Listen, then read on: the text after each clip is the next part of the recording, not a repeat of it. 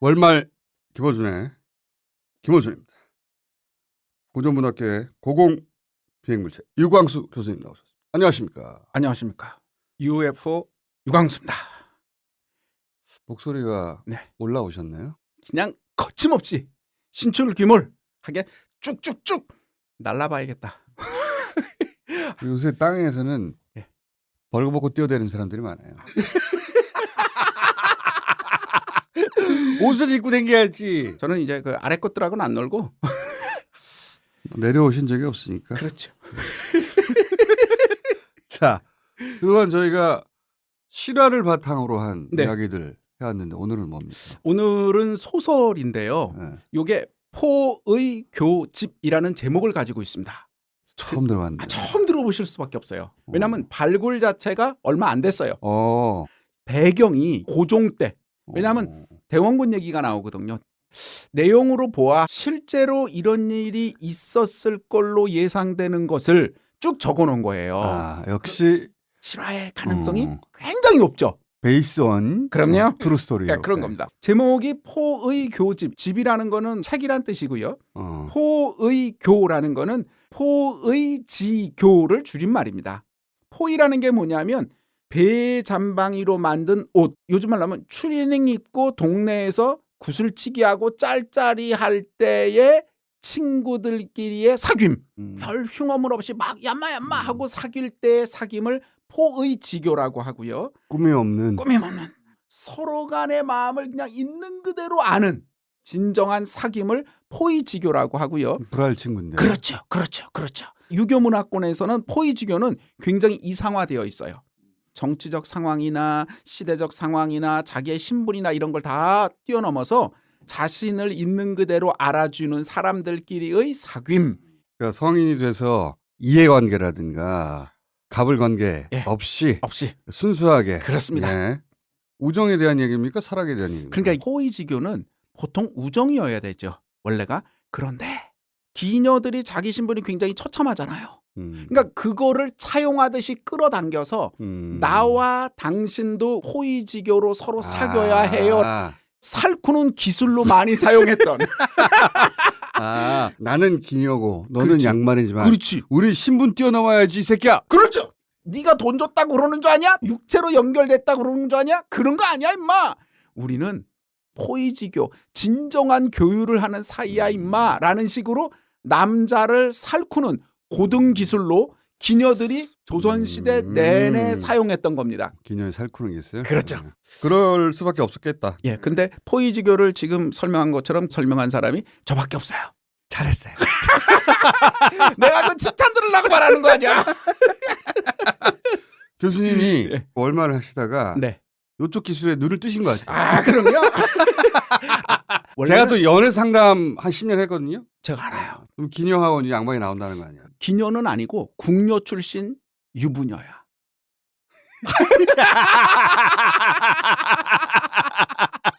아이 좋아. 자, 충청도에 양반이 있었어요. 성은 이씨야. 윤씨 아니야? 이씨야. 이씨가 굉장히 많아요. 우리나라 소설에. 일시조선이기 때문에. 그렇죠. 왕족의 뭐 떨거지 뭐라라고까지 하고 싶어서 이씨가 굉장히 많아져요. 이생이 집안이 좋아요. 그런데 원문을 있는 그대로 제가 인용하겠는데 그러나 재주가 신통치 않아 세상에서 받아들여지기 어려웠고 뜻은 크나 성실하지 않았다. 이 전문용어로 삐리지. 보통 이런 식으로 막말을 안 하거든요. 근데 대놓고 주인공인데 이렇게 나와요. 허황된 소리만 하고 그냥 그런다는 거죠. 정확하게는 조삐일인데. 조삐리다. 네, 맞습니다. 나이 40이 넘도록 집안을 제대로 돌보지 않아서 고향 마을에서도 동의어 조밥이라고 있어요. 그런 사람이에요. 예. 고향 오케이. 마을에서조차 천덕꾸러기 신세였다. 그러나 때가 좋고 경치 구경하기가 좋은 때가 되면 아무리 급한 일이 있더라도 다 팽개치고 반드시 구경을 가고야 말았다. 조밥 한량이네. 오케이 정체성 확신 나왔죠. 확인했어. 예. 근데 얘가 이제 벼슬 하나 해야겠는 거야. 연줄을 잡아야겠다. 서울로 올라가서 한동훈이네. 근데 혼자 오질 않고 같이 노는 애들 있잖아요. 그 애들이 쭉 같이 와서 서울 근교로 놀러 다니면서 시를 쓴 것이 라면 박스로 한 상자 될 정도로 놀러만 다녔다. 인수위야. 네. 친구 중에 진사벼슬 했던 장진사라는 애가 친구였는데 얘는 집이 돈이 있는 거야. 근데 서울에 장씨 승상이 있었어. 그 집에서 너 우리 집에 양자하겠느냐 뭐 이런 제안이 온 거예요. 그랬더니 장진사는 무슨 양자야 뭐 이러고 있는데 바로 오늘 주인공인 이생이 야 그거 해야지. 왜? 같이 밀붙으려고. 그렇지. 결국은 양자가 됩니다. 장진사가 돈을 좀 가지고 서울로 올라와서 큰 집을 삽니다. 지방 유지네. 얘가 이 장진사네 집에서 기숙을 합니다. 옛날 집들 보면 안채가 있고 바깥채가 있잖아요. 쉽게 말하면 문들이 중간에 많잖아요. 중문들이 많죠. 그러니까 여기까지는 양반들이 살고 저 바깥엔 머슴도 살고 이제 고용직이죠. 일용직도 살고 동네 사람들도 왔다 갔다 하고. 오케이. 이생이 있는 것은 안채가 아니겠죠. 그러니까 그 상민들이 놀고 있는 그곳하고 좀 가까워. 어느 날 행랑채에 머슴으로 들어 살고 있는 사람들이 문간 옆에 있는 문간 옆에 여러 사람이 사는 거야. 문간 옆에 있는 방들. 네. 허청에 모여서 허청이라는 건 그냥 이렇게 마당이라고 생각하시면 돼요. 모여서 빨래도 하고 뭐 배도 짜고 이러는데 웬 여자를 보게 됩니다. 자, 그러니까 우리 이 조밥 친구 따라 서울 왔어요. 대골 같은 집. 거기 얹혀 살아. 그 중에서도 머슴들 머무는 집 하고 좀 가까운 바깥쪽에 네, 차랑채가 거기 있으니까 거기 있는데 어느 날 갓 시집온 새색시가 대충 보니 17, 6쯤 돼 보이는 예쁘고 태도가 고운 데다가 화장기가 하나도 없는 얼굴인데도 산뜻하고 눈썹이 깔끔하게 정리됐는데 분홍빛 얇은 비담 속젖삼을 입고 연푸른 가벼운 비단 치마를 살랑살랑 걸어다니면서 매끄러운 검은 머리채가 쫙 이어진 곳에 뒤에 봉황을 세놓은 것 같은 금비녀를 이렇게 꽂고 막 사사사사사사 사뿐사뿐 걸어다니는데 말을 보니까 목소리가 짱랑짱랑 하는 것이 하늘나라에 있는 선녀가 구름가에서 왔다 갔다 노는 것 같고 길쌈 이렇게 배틀을 가지고 쫙 일하는 걸 보면 어머 직녀가 하늘에서 저렇게 쫙 하겠구나 하고 때로는 경유 직녀의 그 직녀? 직녀 때로는 그 여자가 뭐 하다가 인상을 살짝 찡그리면 얼굴이 약간 우울한 듯하면서 보조개가 싹 들어간 모습이 정말 가슴이 홀딱 몸소리치게 예쁜 거예요. 몸소리치게 원문에 있는 그대로 전율 온몸이 확 하는 거야. 이생이 원문을 제가 그대로 읽을 거예요. 네. 이생이 여색을 탐할 나이가 지났으나 40이 넘었다 그랬잖아요. 한 번 아니지. 이 조선말 사람들 말이 심하네. 아니 죽을 때까지 그게 유지가 되는 거지. 그렇죠. 마흔이라고 해서 그렇게 말하면 안 되죠. 네. 근데 이렇게 써 있다고 원문에. 아니 그 나이가 돼서 이제 뜻한 바를 이룩하기 쉽지 않다. 그렇지. 이 정도는 몰라도 나이가 지나다니 원문 읽는 대로 읽는다고. 울컥하네. 내 뜻이 아니. 말이 심하네. 심해요. 그 여자를 영혼이 안 지나 그건. 한 번 보자 가슴이 두근두근하고 황홀하여 욕정이 일어나 흥이 나서 어쩔 줄을 몰랐다. 며칠 동안 마음속에서 안 사라지고 미치겠는 거예요. 그런데 당할멈 거기서 일하는 사람들 중에 제일 오래된 어디 간지 끼는 할머니 돌아가는 사정 다 알아. 꽉 잡고 있는 할머니 당할멈을 부르서 저 여자는 누군고? 무슨 연고를 물으십니까? 바라는 게 있어서 그러십니까? 바라는 게 있어. 할머니 스트레이트해. 이 할머니가 중요한 역할을 합니다. 할머니 스트레이트해. 한마디 하는 게 바로 이 작품이 조선시대의 소설로 나왔다라는 사실 자체가 놀랍습니다. 벌써 야한데? 장난 아닙니다 이거. 바라는 게 있어서 그러십니까? 내가 네 성을 다 알지? 알지. 설명을 합니다. 행랑에 사는 양씨집의 며느리입니다. 그래서 양소부라고 부르지요. 소부는 인문그대로 한 거고 우리 말로 하면 그냥 처자, 젊은 여자, 세대. 응. 성격이 도도하고 얼마나 까칠한지 옆 사람과 말도 않고 농담도 안 합니다요. 나이는 17이고요. 남편은 19입니다. 원래는 저 남영 위궁에, 이제 궁이라는 게 꼭 경복궁처럼 큰 게 아니라 왕족들이 있으니까 그 궁의 궁녀였는데 저 양씨, 그러니까 남편의 아버지, 시아버지가 비단으로 속량해서 사가져와서 아들과 결혼시킨 것이지요. 궁녀를 풀어줬다. 그렇죠. 돈으로. 예, 돈 받고.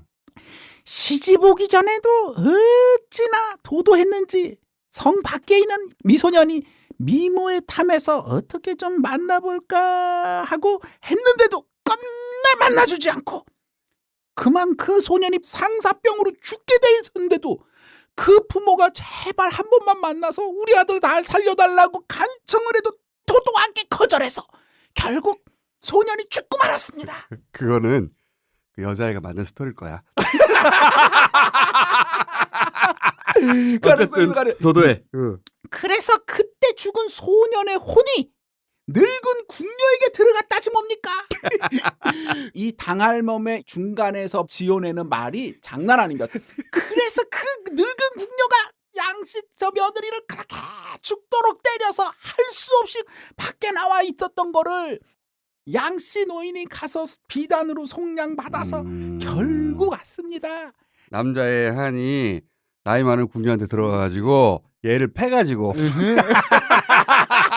말도 안 되는 소리예요. 할머니가 서사를 안 해. 보통 사람이 아니야. 이어주는 거강꾼인데 커미션 많이 받을 거야. 많이 정확해요.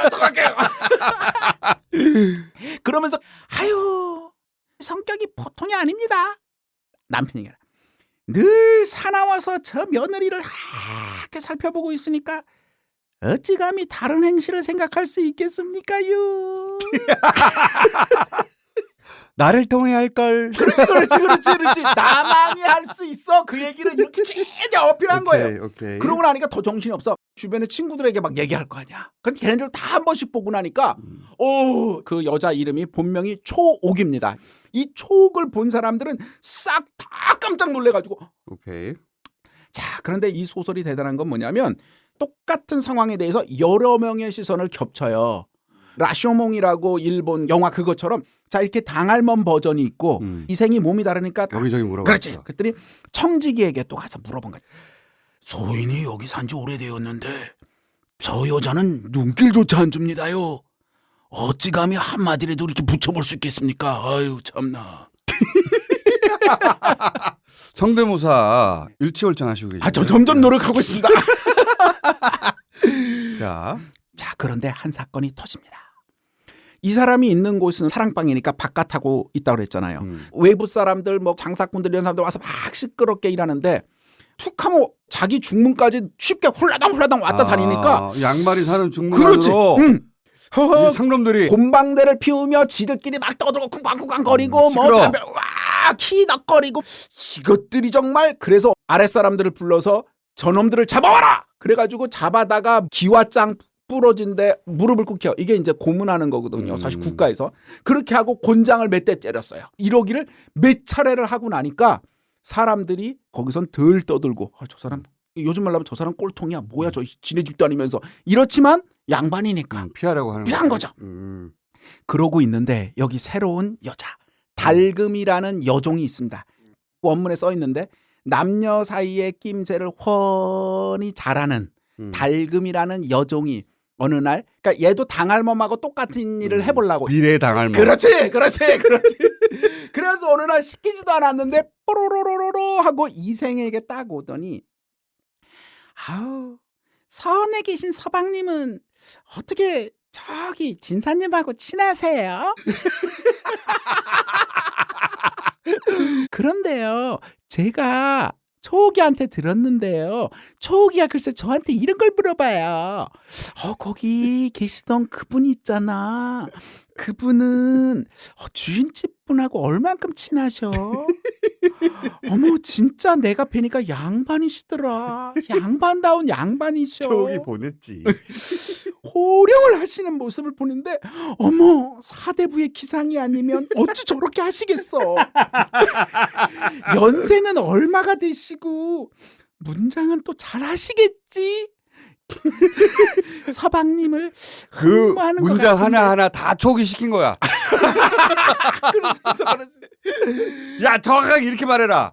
아니 근데 조삐리리로 시작했잖아요. 내가 외모 꼭 본다 그랬잖아. 볼품도 별로 없고 허세도 있고 공부도 못하고 돈도 많지 않아. 그러니까 오늘 이거의 핵심은 도대체 이런 사람을 어떻게 저렇게 섹시하고 예쁘고 끝내주고 모든 사람이 좋아하는 여자가 왜 이 남자랑 맺어지는가? 조금 들어보면 내가 금방 알 수 있어요.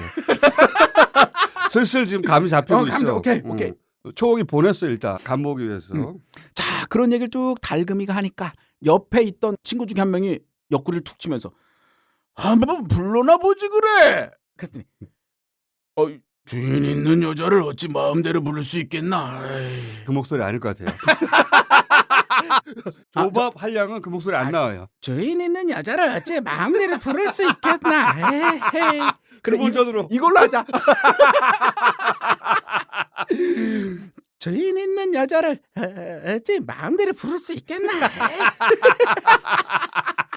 그게 조밥에 어울려. 그래도 이제 그 말을 들었잖아. 초옥이가 우물가에 우물이 요 안에 있었거든요. 왜냐면 우물이랑은 중요한 거니까 바깥에가 아니라 안채 있으니까 우물에 초옥이가 물을 들어온 걸 딱 본 거야. 근데 누가 말을 붙이고 쌀쌀했거든요. 그런데 이생이 쓱 보더니 물 한 잔만 주게나. 말 붙여보려고. 그랬더니 다른 사람과 당근데 물을 떠다가 쓱 갖다 받치는 거야. 좀 한답시고 이제 먹도 갈아놓고 폼 잡고 있었거든. 연적이라고 있잖아요. 물 보충하는 거. 연적을 뜩 주면서 여기도 물 좀 담아주게나. 근데 이런 바보 같은 놈 연적에 물이 가득한 거야. 그걸 버리고 주지. 그래서 쭉 쏟아버리고 물을 새로 한 다음에 쑥 가져오면서 연적 안에 물이 아직 줄지 않았는데 왜 물을 달라고 하셨나요? 너 나한테 마음 있는 거니? 이렇게 물은 건데. 약방에 인삼이 없지 않지만 왜 또다시 사람들이 일부러 모아두겠는가? 나중에 쓸 때를 대비해서지. 그대는 내가 아니니 어찌 내 마음을 알겠는가? 하니까 매우 적절치 않은 비유네. 인삼이야 계속 모을 수 있지. 근데 그렇지. 물이 그릇에 가득 차면 더 넣을 수가 없잖아. 역시 총수님이 정확한 게 임기응변도 요 정도밖에 못하는 그러니까 거야. 순발력 떨어지고. 순발력 떨어지고 감도 떨어지고 공부도 못하고 뭐 하나 제대로 하는 게 없는 사람이에요. 인문학적 소양도 떨어지네. 전혀 없어요. 한량도 마음에 들 수 있거든요. 그럼요. 한량은 또 괜찮거든. 얘는 확실히 조빌인데? 확실합니다. 그냥 삐리리예요. 얘는. 조밥이야. 이거 삐리리예요. 그런데 그 말을 듣고도 이 초옥은 싹 웃으면서 가요. 그러면서 그 다음부터 이생을 볼 때마다 싱글싱글 웃으면서 자기에 대한 관심을 확인했으니까. 하루는 어느 날 초옥이 지나가다가 아무도 없는 걸 보자